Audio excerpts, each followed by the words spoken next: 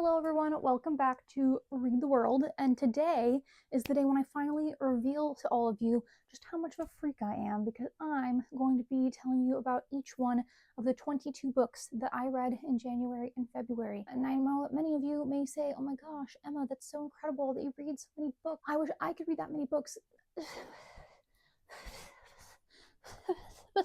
I don't, no you don't. Just read whatever you can, whenever you can. It's fine. I don't necessarily think that this is a good thing. I read instead of doing like a lot of stuff. I don't know, it's just I'm doing a lot of like denial of reality with this habit. I am losing myself in other worlds and other realities. All of you guys have other hobbies and other wonderful things that you're doing. It's fine, okay? This is my vice that I indulge in constantly. You don't have to compare yourself. It's fine. I think I'm probably also fine. I'm fine. But this is unusual. I would like to emphasize that this is an unusual habit, and I do not advocate for everyone reading, how many is that, 22 books? That's just about 3 books a week almost. And that's, you know, that's fine, but that's not feasible for, I'd say, probably most people. Don't worry about it, okay? I'm going to be going in chronological order when I finished each book, and then give you my rating, and then like a very brief thought about it, because I don't want this to be an hour long. If this video is an hour long, no one, not even my family, will watch it, okay? So I'm going to try and keep this brief. I've already kept this intro part very long because I just can't stop. I can't stop talking. So up first, we have Quietly Hostile, a collection of essays by Samantha Irby. I gave this one 2 stars because it's supposed to be humorous essays, and I just didn't think they were that funny. And I'm really sorry, Samantha. I'm really sorry. I'm sure she's great. I'm sure she's lovely. I just thought it felt like it was just like her Twitter feed, like her tweets, especially from like the pandemic. It just felt very online. Like I'd seen a lot of it already on Twitter. Just didn't really do it for me. Wasn't for me. Then we have The 7-Year Slip by Ashley Poston.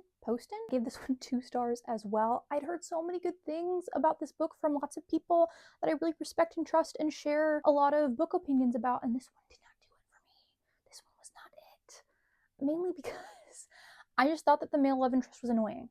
I'm really sorry. I'm really sorry. That is not like the typical opinion of this book. This is like a very beloved recent romance novel that involves an apartment that will go 7 years back in the past, that the main character will go into it, and the guy who lived there 7 years ago is also there, and he's hot. She like instantly likes him for no reason other than the fact that he's like hot and really cheerful, but I thought he was too cheerful to the point of being irritating. So maybe that is just like the inner cynic in me. But I didn't really understand why she liked him that much. 2 stars. It's 2 stars from me. And then up next, we have The Reformatory by Tananarive Due. I gave this one 5 stars. It's a horror novel about a reformatory, which is almost like a juvenile detention center, kind of, in the Jim Crow South. There are ghosts, children with different supernatural abilities, but then the most horrifying parts are not the ghosts and the supernatural parts, it's just the realities of being Black in the Jim Crow South in America. I thought that the characters were so strong and so incredible. I was rooting for them the whole way. I thought it was so creepy, so eerie. The world of supernatural was so vivid and creative. I loved being absorbed in it. I thought that the story had a lot of really great momentum most of the time. I almost rated this 4 stars because it's like 500 pages long, and that's pretty long, and it felt long at times, felt a little bit drawn out.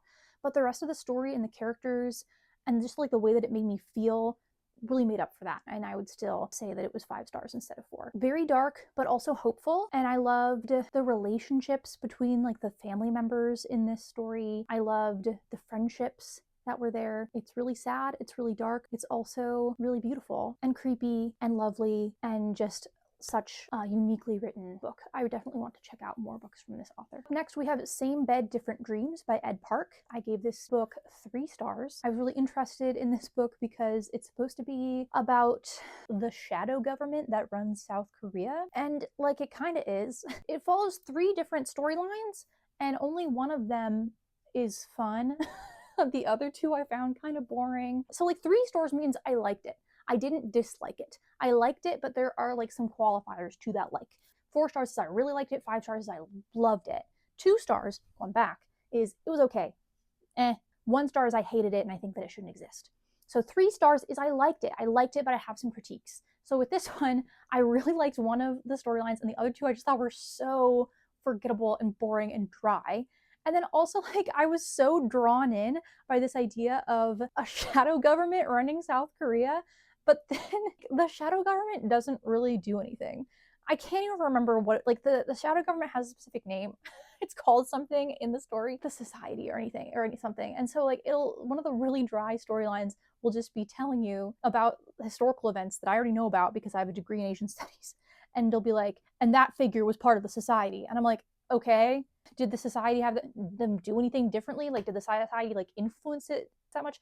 As far as I can tell, not really. Just didn't do a lot with the premise that it presented, which was so strange. But like the one storyline that was really fun and really funny and clever was so good. I know that Ed Park has like a different book that I think was published before this one, so I might want to check that one out. Up next is The Sea of Regret by Wu Jianren and Stones in the Sea by Fu Lin.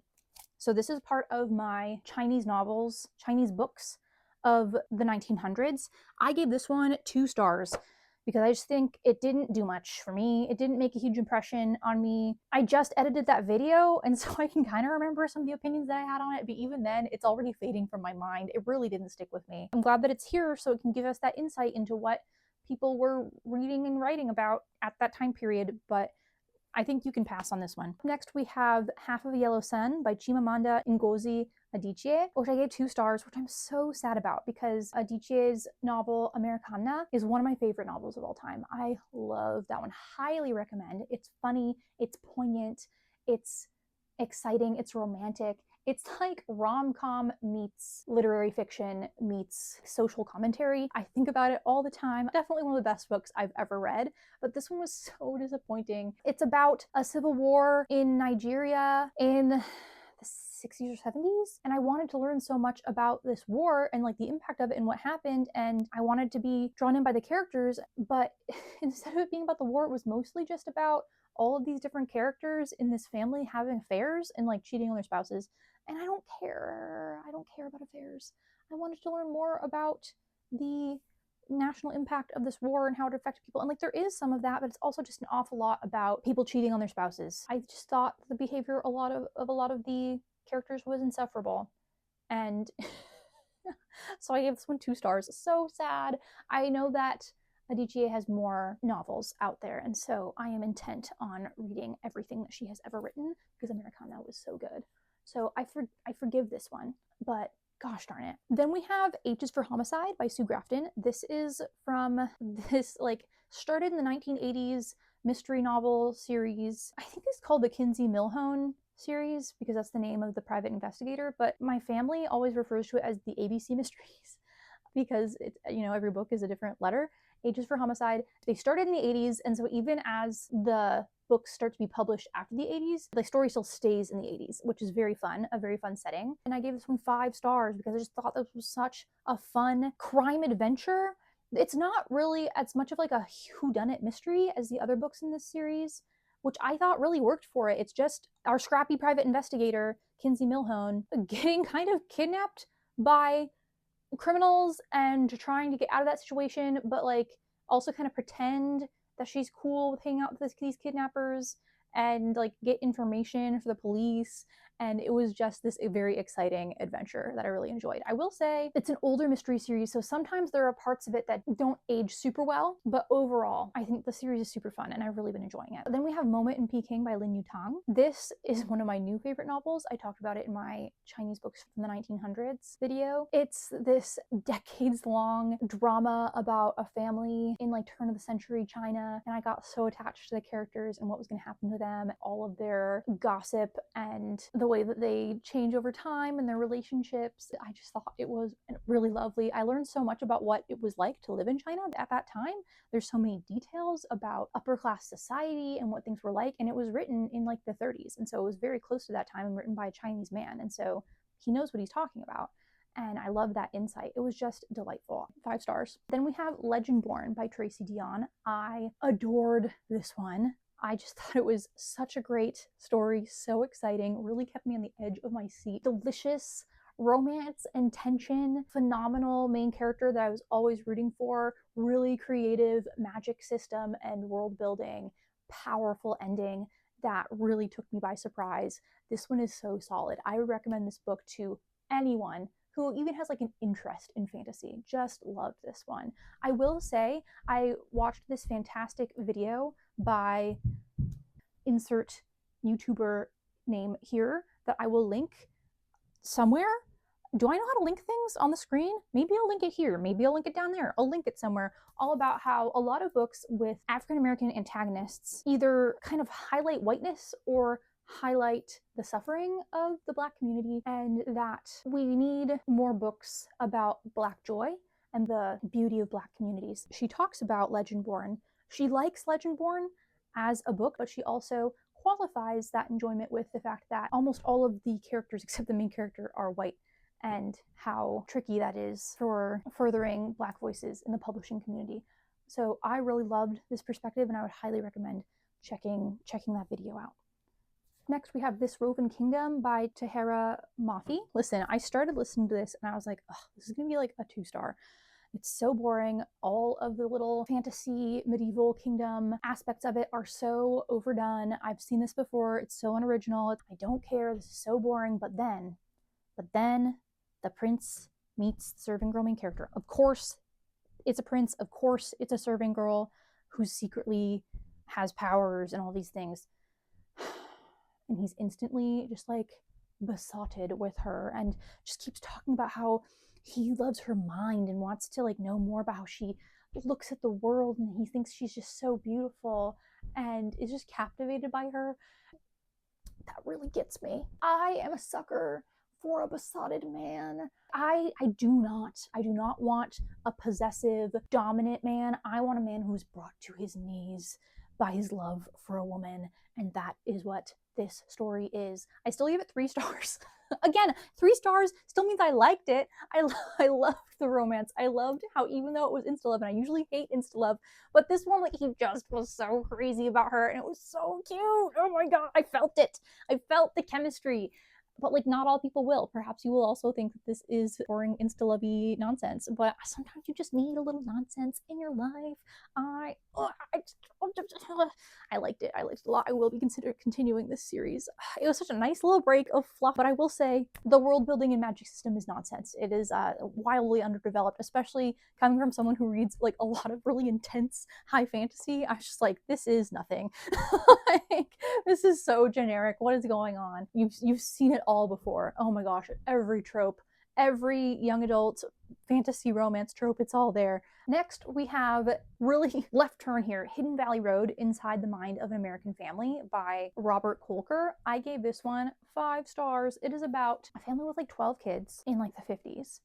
And then like 6 of the sons ended up developing schizophrenia in their lives. It goes into the impact that had on the family, the trauma that the other family members experienced because of that, but also like everything that these boys and then men were put through in the healthcare / mental health system in America, but then also how it impacted schizophrenia research and understanding the genetic components of schizophrenia. I just loved how in depth it went. I loved the compassion that it had for everyone involved, because there are people in this family, there are children in this family, there are parents in this family who make some really bad decisions, but there's really only one guy in the family who's just irredeemable. The other ones, it's like, I understand their circumstances and what was going on, and I just felt like we really got the whole picture. And I also just love reading nonfiction about psychology, psychological case studies, that sort of thing. I feel like in another life I would have been a therapist or a psychologist. I just think it's really fascinating learning about things that can happen with the mind, the impact of mental health issues, and how we move forward through those kinds of circumstances. I really enjoyed this one. I thought that, yeah, in depth, told with compassion, 5 stars. Then I read with some friends We Could Be So Good by Cat Sebastian. This one, 5 stars. 5 stars. Romance between 2 men working for a newspaper in 1950s New York. And they are just so adorable and so perfect for each other. And they have such emotional conversations, and they just support each other and love each other for who they are. And it's just so, it's so silly. It's so idealistic. So idealistic. Nothing really, like, there's like a few tension points, but nothing really goes wrong for these characters. And I'm totally fine with that. Very low stakes. Just like a warm, fluffy hug of a romance. A little spicy, I will say. This Woven Kingdom, not spicy. We Could Be So Good, a little kind of spicy. I just loved it. I had a great time. I thought that the dynamic between the two characters who were in love was delightful. They are just so soft and gentle with each other. I was so content just being in this idealistic world of this wonderful love story. I loved it. I'm very excited to read more from this author. And next, I read That's Not My Name by Megan Lally. This one, I think, was really fun. I could definitely see this as like a Netflix original movie, but I gave it 2 stars because it is a young adult thriller and I predicted most of it. I've read a lot of thrillers. I just saw a lot of it coming. I thought that the characters were fun. There was some fun teenage mystery solving. There just wasn't enough tension or like mystery to me to like really keep me hooked. So 2 stars. Next, I read Sea Change by Gina Chung. Another 2 stars. Ugh, so many 2 stars here. This one is, oof, sad woman being sad. I was really intrigued by the premise. It's in like the near future where the main character is reeling from the fact that her father was like a researcher on a ship that disappeared and she hasn't seen him since, and then her boyfriend broke up with her because he was volunteering to go on like to go colonize Mars. He got selected to go colonize Mars, and so he's like, I gotta go, I can't be with you, I have to go populate Mars. And I thought there would be more about that, but basically like that's the premise, and those just are the reasons behind why she's been abandoned by these 2 important men in her life. We don't really go into that more. And so it's really just her going through very typical, occasionally quite cliched memories of her life and then like stressful times in her present. And it was just, that was it. Like the very end had some pretty poignant lines about coming of age and letting go of hard things that have happened to you. Overall, it was just very sad woman being sad, and that's just not my favorite. Then we have No Country for Old Men by Cormac McCarthy. 2 stars. It's not sad woman being sad, it's gruff man being gruff. Man steals money from drug lords. There we go. That's it. That's the whole book. I was not wowed, but a lot of people really like this one. If you like that premise, if you're like, ooh, that sounds so interesting, like you can check it out. I'm not going to stop you. Then we have The Three Mothers by Anna Malaika Tubbs. This is about the mothers of Martin Luther King Jr., Malcolm X, and James Baldwin. And their names are, I have to remember their names, I wrote them down: Bertus Baldwin, Alberta King, and Louise Little. And I gave this one 3 stars just because when I read nonfiction, I want to be absorbed, I want to dig into the details, and there just were a lot of details to dig into, which the author qualifies at the beginning of the book. But then I've also talked about this book with so many people. So like, again, 3 stars is not bad. I liked it. It just didn't draw me in and like hook me and get its claws into me and not let me go. So 3 stars, I stand by my 3 stars because like I liked it, but it didn't do anything crazy for me. But I still have talked about this with a lot of people and have brought up a lot of things that I learned in that book.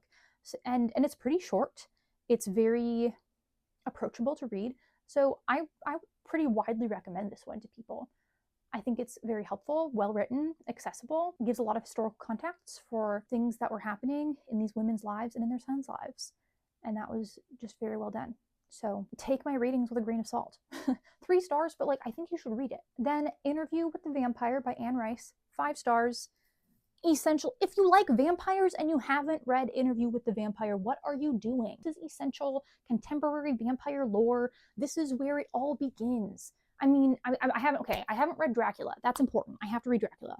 But this is like the drama, the atmosphere, the angst, the kind of meandering story. I loved it. I thought it was so fun. Recommend. Then we've got Chainsaw Man Volumes 1 through 5 by Tatsuki Fujimoto.